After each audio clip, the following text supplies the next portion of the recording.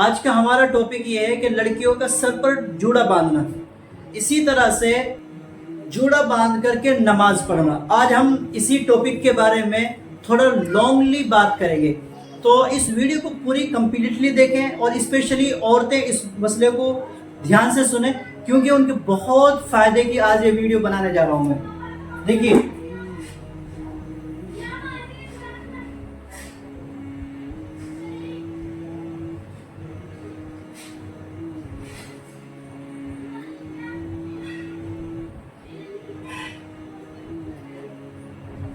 جب کوئی عورت جوڑا باندھتی ہے تو اس کی تین شکلیں ہوتی ہیں، یعنی تین جگہ پہ جوڑا باندھتی ہے۔ مانیے کہ یہ عورت کا ماتھا ہے،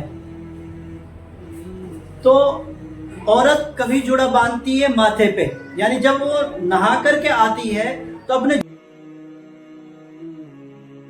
بالوں کا جوڑا باندھ لیتی ہے ماتھے پہ۔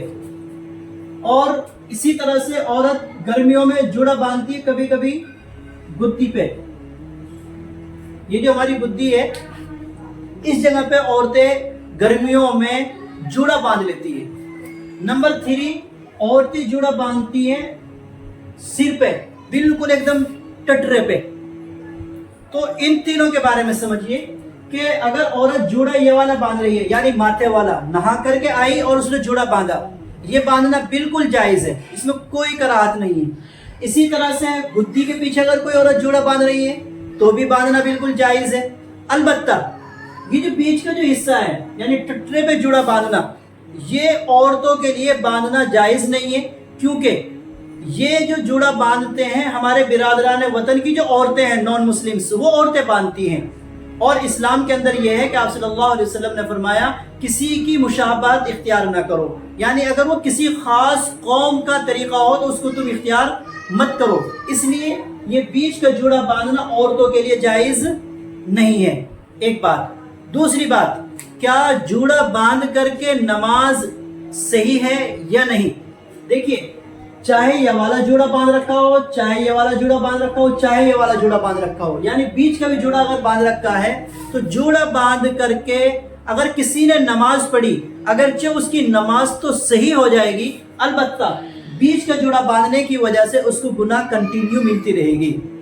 دو بات۔ نمبر 3، بعض عورتیں یہ کہتی ہے کہ جوڑا باندھنے کی وجہ سے پتھر کی بن جاتی ہے، یا یہ کہ اس کے بال پتھر کے ہو جاتے ہیں، بال کھلتے نہیں ہیں۔ تو خیر ایسا تو ہوتا نہیں ہے، یہ لوگوں میں ایک غلط بات مشہور ہو چکی۔ چوتھی بات جو بہت امپورٹنٹ میں بتانے جا رہا ہوں، وہ چوتھی بات یہ ہے کہ گدی کا جو جوڑا ہے، گدی کا جو جوڑا ہے، دارالعلوم کا فتویٰ یہ ہے کہ جب عورتیں نماز پڑھے تو سارے بالوں کو اکٹھا کر کے اپنی گدی پہ باندھ لے، یعنی گدی کا جوڑا بنا لے، اور پھر ان کو اس طرح سے لپیٹ کر کے اب پورا کور کر کے فیس اپنا یہ بال کور کر کے پھر اس کے بعد نماز پڑھے۔